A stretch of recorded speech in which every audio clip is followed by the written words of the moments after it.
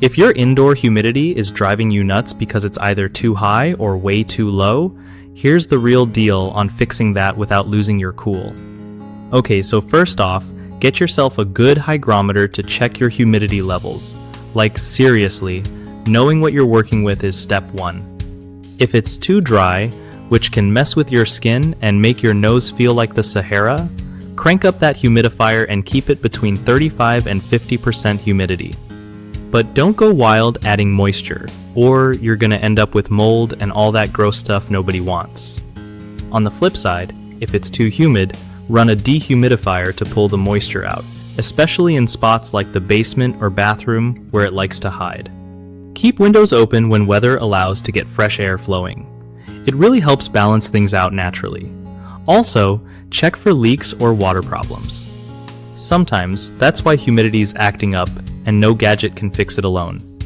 Regularly clean your humidifier or dehumidifier filters too, because dirty filters can spread bacteria or just not work right. Remember, keeping an eye on these little things keeps your home comfy and healthy without any drama. One of the biggest problems with indoor humidity is ignoring the signs until it's too late, like waiting until you see mold or feel itchy skin. Fix that by checking levels regularly and acting early. Another common mistake is overusing humidifiers or dehumidifiers without adjusting settings properly, which can actually make things worse. Always aim for that sweet spot of 35 to 50% humidity. Lastly, a lot of people forget to maintain their devices, so filters get clogged and performance drops.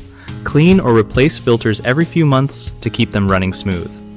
BigHomeProjects.com is awesome for hooking homeowners up with trusted local contractors who really know their stuff about home comfort and repairs. Plus, it's a solid place for contractors to find new clients and grow their business without all the hassle.